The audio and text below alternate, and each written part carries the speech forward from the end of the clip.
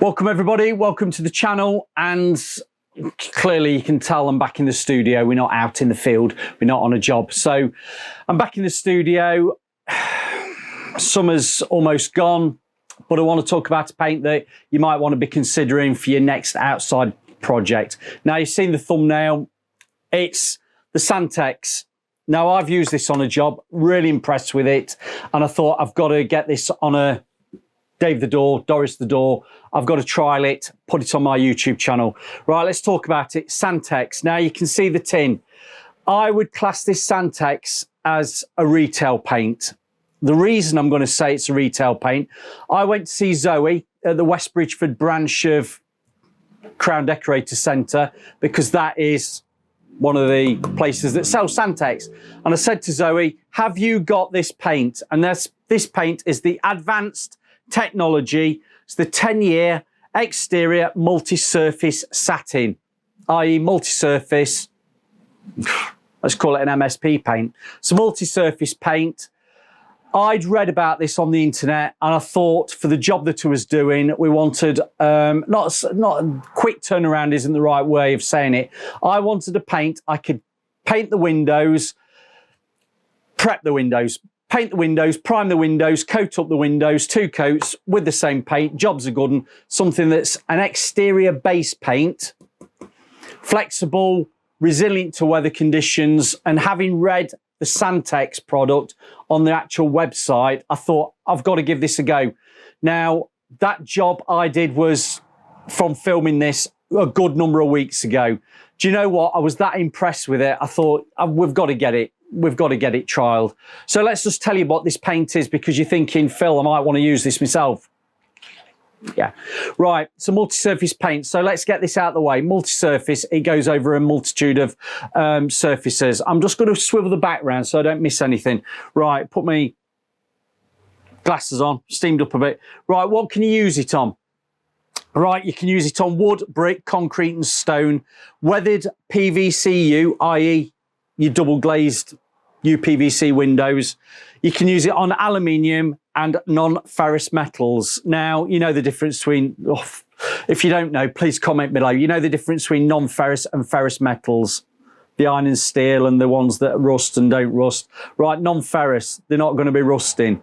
But it does say here, if using on ferrous metals or copper, use a specialist primer first. So that is the little bit of a use a dedicated primer for those sorts of surfaces. But all in all, this will go on as your first coat, your second coat and your finish coat. So if you do need to prime, you can use this. Your first coat's exactly the same. Your second coat's exactly the same. And that's why it actually says on it, you can see self-priming and undercoating. Do not get confused with the thought of self-priming, self-undercoating, meaning that instead of using an undercoat, this goes on as one coat. It doesn't work like that. This is like using your traditional oil eggshells, your traditional oil satin woods. They are self-undercoating products, and what you do is you put 2 coats on. If you're going over a previously painted surface, you 2 coat with that oil eggshell or that oil satin wood. This is exactly the same. So you've got a previous painted surface, you give it a rub down. If you've got any bare areas, i.e. you've rubbed through and you've got some areas that just need a bit of primer, you can use a bit of this, scrub it over, it acts as a primer, then you give it an undercoat, then you give it your top coat, all with the same product. So this is your primer, your undercoat and finish in one. It is the same product for the primer, the undercoat and the finish. So you've rubbed down your surface, you've got some bare areas, you're going to use this as your primer. Then you're going to say, it's all dry now, you've done your filling up, you've done your caulking, you might have spot primed with this, then you want to get that first coat on, which let's call it that undercoat. This is your first coat, it goes on. That dries, you give it a bit of a nib down, then you give it your second top coat of this. It is that all-in-one product. Now, to save you the bore, Dave the Door, numerous months ago, this Dave the Door was painted in a dark grey because I knew I'd got videos coming up I wanted to look about opacity. So this was dark grey on Dave the Door as of yesterday.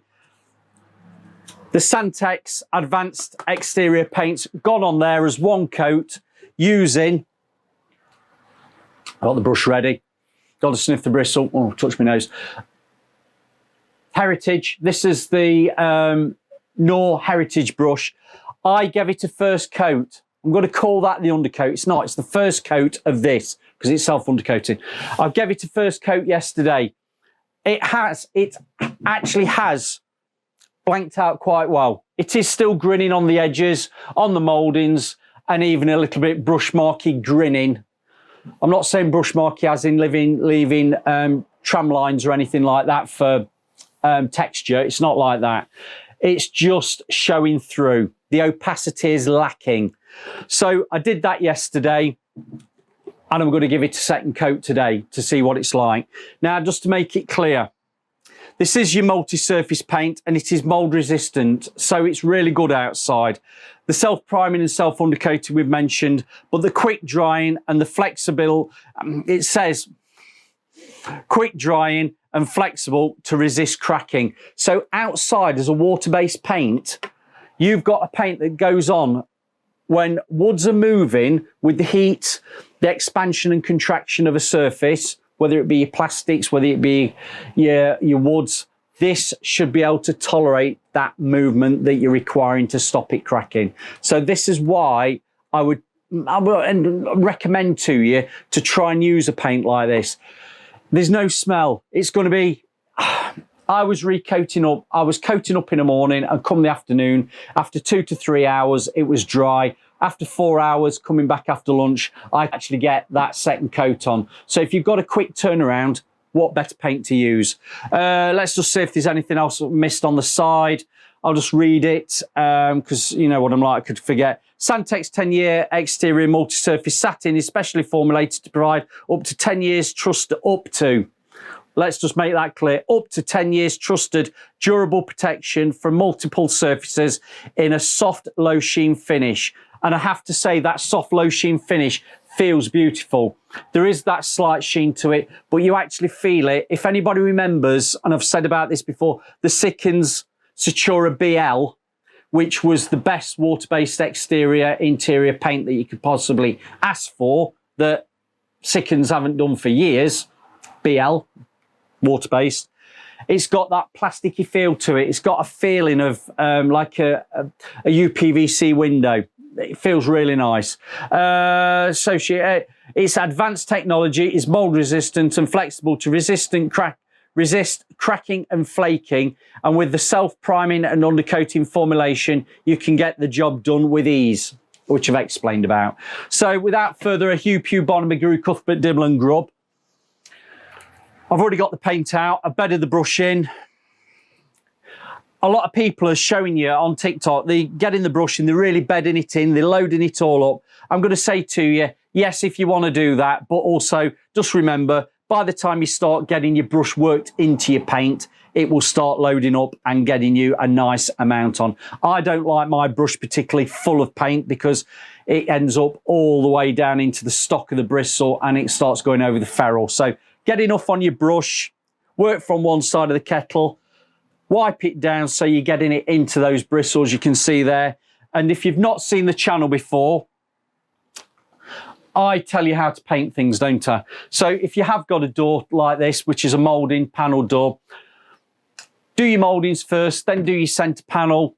Make sure your edges are brushed off so you've got no fatty edges, then drop down onto the lower section of your panels there. I'll do it like that. There, and then start bringing your rails in. Now, top rail, lock, latch rail, handle rail, you've got your mullion rails and you've got your stiles.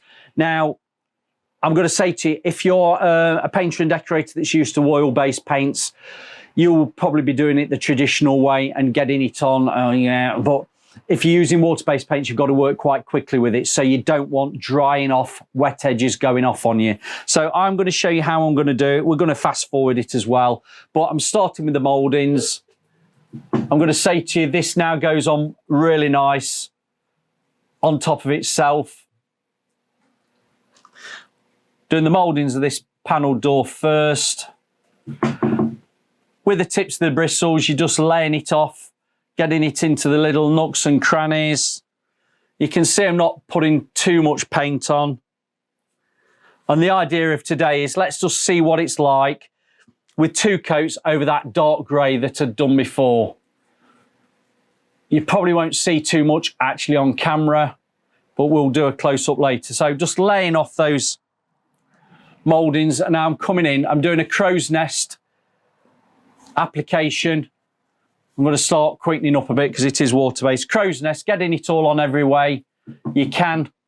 Now, if you were oil-based, what you'd be doing is getting it on crow's nest, literally with the tips of the bristles, taking it horizontal like I am now, and then quickly laying off a section at a time. I'm going to do it like that for you. So we've done that top section. I'm just going to move on to this lower section. Once you know what you're doing with your paint, you will work it how suits you best. But as you can see, I'm really getting it on quickly. Now, with this being water-based, I'm going to work to the way I work. I've got it on, quickly laying it off, and I'm horizontal now, vertically, just laying into the length. I'm happy with that. I'm working as quick as I can so it's not going off on me. It's getting into the corners. Make sure you don't get too much paint into the corners. I've got a crow's nest going on, laying off horizontal to even that paint out. I'm literally just tips the bristles. I've not wiped it down because I've actually put the paint onto the surface. I don't need to wipe anything off because there's not enough on the brush. Now I've got there, I've clearly just touched that moulding. So with the tips of the bristles again, you just go around, just blend those back in. Dead easy. Now, with the heel of the brush, which is the lower part, just scrub out any of those fatty edges that are on the face of the door. Same principle will work down below. I'm not going to subject you to that. I'm going to go off camera. I'm going to coat all that door up now, and we're going to come back after about an hour and let's see what it's like. It is quick drying. I have got the heat on in here, just blowing through, and I want to see what the actual finish is like with 2 coats. I want to also see what the opacity stroke coverage has been like over these areas that have got a bit of grinning. I can see a little bit of grinning, so I think we know we're going to need an extra coat. I'd expect that. See you in a bit. Right, I'm just back. I've coated that up, second coat, goes on really nice. If you want a water-based paint that feels like a traditional oil-based paint, I'm going to say to you, this is a paint that actually feels like you're putting paint on. It doesn't feel thin, it doesn't feel wazzy, if you know what I mean, that proper technical, in the trade term, wazzy. It feels like you're actually putting something decent on. Pulls slightly because it's a little bit thicker over a surface that you'd go, I'd probably expect a little bit of pulling. That's fine. If you did struggle, a tad of water, literally a tad of water, but I'm not telling you to put any water in it because I think once you start adding water, you're thinning that out. You could put something like a Smith & Roger Flow and Bond into it, which shouldn't really alter the makeup of the paint, but does help with the application, the bonding and the flowing out. So all in all, that looks quite good. I can see, I'm going to tell you, this is going to need another coat. I can see around the mouldings, it is actually grinning through. I can still see that little bit of grey coming through. Really, I'd expect that. If it was a white surface, you would not have any problems getting that covering for 2 coats. But as I was saying to you earlier, I went to Zoe at West Bridgford. They'd not got this because it was more of a retail paint. Where did I get it from? I'm going to tell you where I got it from. You surprise you. Bought it off Amazon. Now that 2.5 litre tin, within a few pence, within £1, cost me £27, which I didn't think was bad at all. And that was delivered. And when I say it was next day delivery, it was literally next day delivery because it went through Amazon Prime. So that's really good. It's a good reason to have Amazon Prime. But I'm going to say to you, please support me. Have a look at the link below because that is my Amazon Associates account. If you want to purchase anything like this that might be in my store, I get a very small commission percentage. I'm not endorsing it, I'm not promoting it, I'm not saying anything like that, but if you do want to try and get it and you can see it on Amazon, please use my link because it does give me a few pence towards that Porsche that you know I'm after. But yes, you can get it on Amazon and it was with me for next day, which was great because I'd got a job starting on a Monday. I ordered it on actually a Friday and it came Saturday, which was fantastic. So yes, this is available through Amazon, and you'll probably find it through your DIY retail stores as well. It is the black label. I'll call this the black label compared to like a Sandtex trade, which is more of a yellow.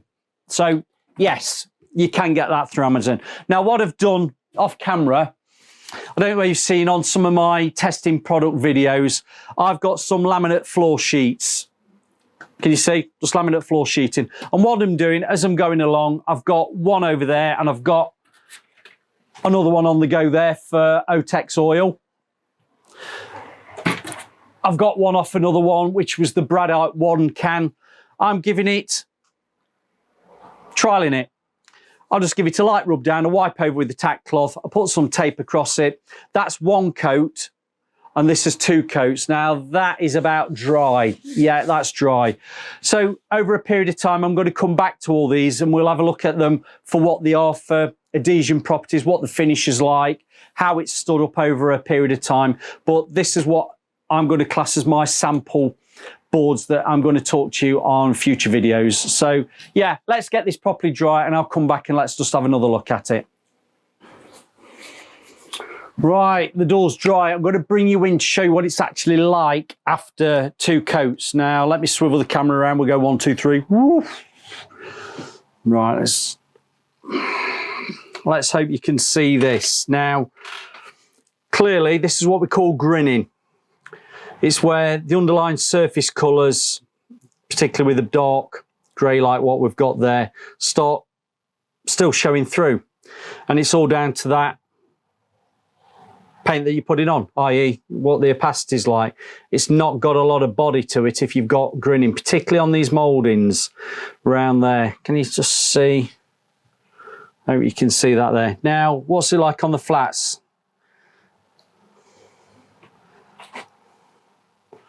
Yeah,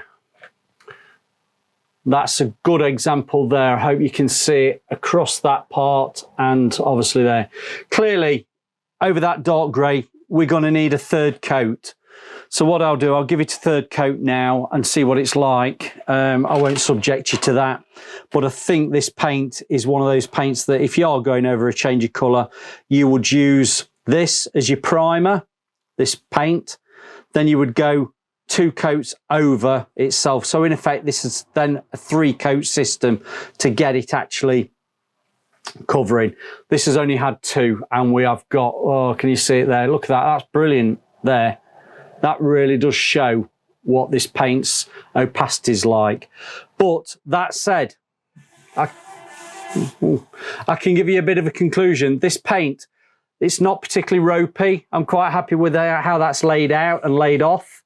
I would say anybody who thinks they want to use a roller on it, you can do. Just be mindful that you've got to work quick. And if you are going to be laying it off, because some people do like laying off with a roller, you've got to work so quickly with it. What I would probably advise is go for something, I've not got any with me, go for something like a lower pile roller from 5mm to 10mm and try and get it on that it actually flows out. So if you do have to put something like a paint conditioner into it, do that. But you can clearly see that it's not covered fantastically with that brush. But it is the buts. This paint, I will say, is really good. If you are looking at doing a paint for exteriors, that it's going to give you flexibility and also, let's move you around, flexibility and durability, quick drying. What more could you ask for? But that said, I'm going to say it, that said, I'm just going to give that another one and see what it's like. I think it's going to need that extra. So I'll catch you in half an hour. Welcome back. I've been probably a bit more than half an hour. Got to say, finish that is beautiful. Can't fault that. I'm going to tell you, while I've got the brush in my hand, washes out a treat. That paint washes out a treat. No issues there. Now, this paint with that extra coat has made all the difference. If I want to be really critical, I can just look at a few slight grinniness in some corners. But I'm telling you, I am looking with a beady eye. If we were going over a colour which was a lot more lighter than that dark grey, there's not going to be any issue going over. But because we'd gone a dark grey, I want to see what the opacity was like, and we've actually gone for an extra coat. You try this paint yourself. The finish is great. It goes over most surfaces. I like how it flows out. We're seeing very little brush marks just there. There's a slight brush mark element to it, clearly. But as I said, a bit of paint conditioner in it if it really bothered you. But for what this is doing, if this is doing fascias, undereaves, you've got sash windows, you've got windows outside that you want something that's durable, quick drying, water-based, flexible, resisting the cracks. What more can we say? I think this is something you need to consider. And let's face it, for anybody, whether you're a professional, whether you're a DIY, whether you're an amateur, whether you're anything in between, 27 quid off Amazon, links are below, for 2.5 litres, that's going to do you plenty of windows. It's going to do you plenty of fascia board and undereaves. This is a paint that's probably under the radar because we look at it actually as a retail paint and not a trade paint. But I'm going to say to you, what has Sandtex got that's equivalent to this, that's classed as a trade paint? I'm not too sure. I struggled to find something. I knew I wanted to use this because I'd read up about it and I've used it. I'm trying it here for you now. Brilliant bit of paint. Give it a go. So don't take my word for it. Have a go yourself. Thanks for listening. Watch the videos at the end. There might be something else interesting for you.